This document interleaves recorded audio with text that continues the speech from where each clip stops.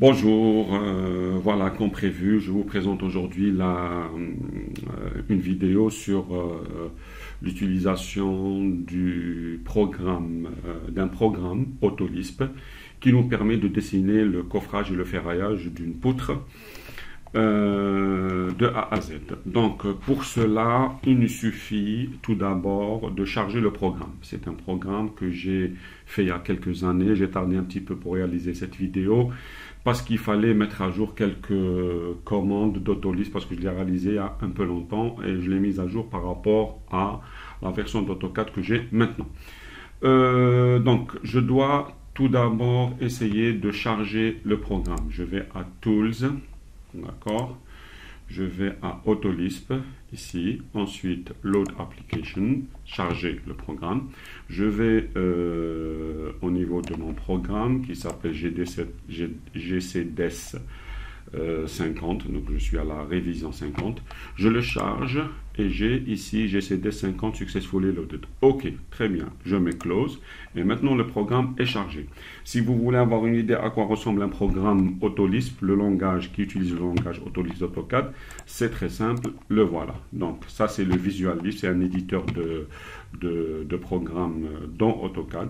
Voilà à quoi ressemble un programme Autolisp, d'accord. C'est juste pour avoir une idée. Donc c'est un programme qui utilise des commandes AutoCAD, ok, pour dessiner automatiquement ce que je veux lui demander de dessiner. Très bien, donc je reviens sur AutoCAD. Ok, donc j'ai chargé l'application qui s'appelle POU pour poutre.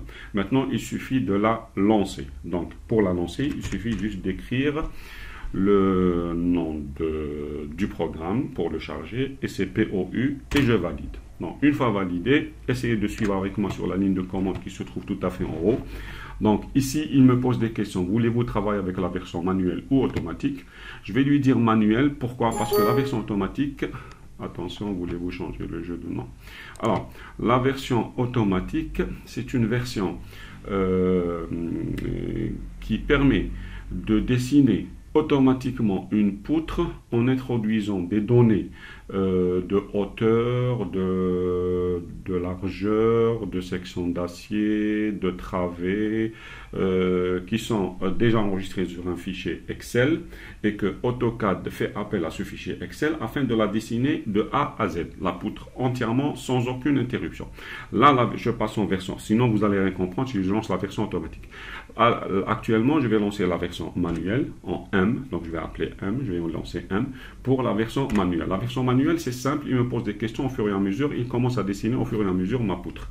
Entrez le nombre de niveaux, là, il me demande, ça, je parle d'un projet, combien il y a de niveaux sur ce projet. Bon, je fais très simple parce que je ne peux pas que cette vidéo soit très longue. Donc, le nombre de niveaux, je vais dire un seul. Entrez le nom, essayez de suivre avec moi sur la ligne de commande. Entrez le nom du niveau 1, je vais lui dire que c'est il s'appelle RDC, d'accord. Ensuite, voulez-vous générer le plan de coffrage?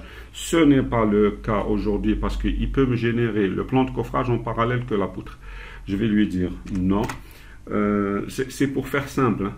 Entrez l'enrobage des aciers, je vais lui dire 0,3 bien sûr. Entrez le nombre de poutres dans le sens des axes. Donc combien de poutres par rapport à un plan, comme l'axe A, B, C ou l'axe 1, 2, 3 et la file A, B, C, etc. Donc entrez le nombre de poutres dans le sens des axes, je vais lui dire j'ai 3 poutres. Et entrez le nombre dans le sens des fils, je vais lui dire que j'ai 3 encore. Ok, maintenant, entrez le nombre de travées de la poutre axe A. Maintenant, il commence à demander des informations sur la première poutre.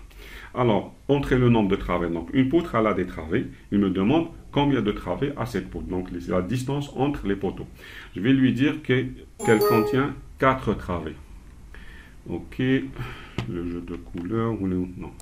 Alors, je vais lui dire que j'ai 4 travées. D'accord? Entrez la hauteur de poutre 0,45. Entrez la base de la poutre 0,3. Le nombre d'aciers filants dans une poutre par rapport à sa base, je vais dire 3. existe-t-il des voiles sur cette poutre? Parce que il se pourrait qu'il y a des voiles de contreventement, il faut les dessiner sur la poutre. Pour faire simple, je vais lui dire non. Existe-t-il des changements de niveau de hauteur de poutre? C'est-à-dire parfois une poutre, elle a un changement de niveau au niveau de sa hauteur. Je vais lui dire non. Pour faire simple, toujours, point de base de la poutre, je vais lui dire de me la dessiner ici. Ensuite, section des aciers filants supérieurs. Je vais lui dire que c'est du 16. Section des aciers filants inférieurs, essayez de suivre avec moi ici. Section des aciers filants inférieurs de la poutre, je vais lui dire c'est du 14. Écoutez, c'est pas une vraie poutre, c'est juste pour vous montrer. Y a-t-il des chapeaux supérieurs en appui? Je vais lui dire oui. Le nombre de lits de chapeau, je vais dire 2 lits. Le nombre de barres du deuxième lit, je vais dire 2 barres par exemple, ou 3. Section des aciers, premier lit. Donc le premier lit, quelle section d'acier? Je vais dire du 16. Le deuxième lit de chapeau au niveau des appuis, bien sûr, le deuxième lit, je vais dire que c'est du 14. Ok, je vais dire que c'est du 14. D'accord. Ensuite, renforcement inférieur entravé, oui. Le nombre de lits, un seul, par exemple. Le nombre de barres de renforcement, 3. La section d'acier, je vais lui dire que c'est du 16. Ok, console. Est-ce qu'il y a une console au niveau du premier poteau? Oui, allez. Il y a une console. Quelle est la hauteur de la console? C'est la même que la poutre, 0,45. Quelle est la longueur de la console du premier poteau? Je vais lui dire qu'elle fait 0,9. Ok. Dimension du poteau, il fait 0,4. Dimension de la travée, elle fait 4,20 m. Et voilà, j'appuie sur OK. Vous allez voir que la poutre se dessine devant vous en une fraction de seconde. OK. Voilà. 90 cm, 40 cm pour le poteau, 4,20 m pour la travée. Le premier chapeau qui fait 3T16, le deuxième qui fait 2T14. Et bien sûr, la suite va venir tout de suite. Là, il me demande la dimension du deuxième poteau. Donc, je vais lui dire 0,45. Il est un peu plus grand que le premier. Et la travée, je vais lui dire 4,50 m. Et voilà. Tac, tac. Très rapidement. Donc, qu'est-ce qu'il m'a fait? Il m'a dessiné des chapeaux. Il m'a dessiné... là, la section de plutôt les 3T16 de renforcement de barres inférieures, etc. Il me pose encore une question. La dimension du poteau P3. Je vais lui dire 0,35. Avec la travée, je vais lui dire 3,80 m. OK, c'est parti. Et voilà. Ensuite, il me demande dimension du poteau 4. Je vais dire 0,5. Et la dimension de la travée 4, je vais lui dire 2,80 m. D'accord. Il me demande maintenant, puisque c'est la quatrième travée, la dimension du dernier poteau. Je vais lui dire 0,35. Et voilà. Donc, il me demande, est-ce qu'il y a une console au niveau du dernier poteau? Je vais lui dire, non, il n'y a pas de console. Et il me dessine la poutre entièrement de A à Z. Voilà, que je viens de terminer. Très, très bien. Donc, j'ai une console. J'ai une première travée de 4,20 m. J'ai une deuxième travée de 4,50 m. J'ai un poteau de 35, une deuxième travée, une quatrième travée, les poteaux de 50, un poteau de 35. Toutes les données que j'ai introduites se retrouvent à ce niveau. Remarquez bien que il m'a fait automatiquement un recouvrement à ce niveau-là qui fait 80 cm et il m'a fait automatiquement un autre recouvrement ici qui fait 70. Pourquoi celui-là 70? Parce que j'ai une section du T14. Donc, il me fait un recouvrement de 70 et j'ai une section de 16 en haut, voilà, 3T16. Il me fait un recouvrement de 80. Donc, il a vu que la longueur totale dépasse le 12 mètres, donc il m'a fait automatiquement des recouvrements là où il faut les mettre, sans avoir à me soucier. Et j'ai la longueur automatique de chaque barre, par exemple. Cette barre inférieure, elle fait 8,28 m et cette barre, le premier recouvrement, il est là, il fait 10,38 m. D'accord, le recouvrement supérieur, la première barre, elle fait 8,90 m et la deuxième barre, il faut que je la retrouve, elle fait 10,75 m. Vous voyez très bien que c'est inférieur à 12 mètres. Très bien, là il me pose une question, il me dit, voulez-vous le quantitatif de la poutre? Je vais lui dire peut-être que oui, disons oui, ok, quantitatif de la poutre. Il me donne le quantitatif de la poutre qui est là, donc il me dit béton armé, poutre 2,46 m3, etc. Donc il me pose une autre section, voulez-vous dessiner une section de poutre? Je vais lui dire oui, je veux dessiner une section de poutre. Il me demande le point de base de la section de poutre, je vais lui demander de me la dessiner quelque part ici. Ok.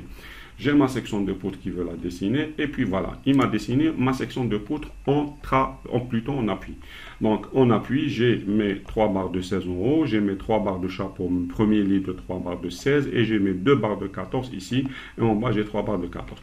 Il me pose une autre question, voulez-vous dessiner la section de poutre en travée? Je vais lui dire oui, dessinez-moi la section de poutre en travée. Et voilà, il me dessine la section de poutre en travée. Donc, vous voyez très bien que c'est très rapide de dessiner une poutre de ce genre sur AutoCAD avec l'utilisation du programme AutoLisp. Donc, les chapeaux, il les a calculés automatiquement, d'accord, que ce soit en haut, que ce soit en bas, d'accord. Ici, j'ai 3,50 m de là à là. Et les chapeaux ici, bien sûr, ça varie par rapport aux portées. Là, j'ai 3T16 2,75 m. Ok. Au niveau du premier poteau, donc par rapport à la console aussi, j'ai 3T16. D'accord. Et voilà. Donc là aussi, ok. J'ai un 1,35 avec un coude et j'ai 1,05 ici. Donc c'est très rapide. Donc voilà, certainement que je vais essayer de vous faire d'autres vidéos par rapport à ce programme, parce que le programme ne fait pas que les poutres, il fait les poteaux, les semelles, etc. Bonne visualisation, merci, à la prochaine vidéo. Au revoir.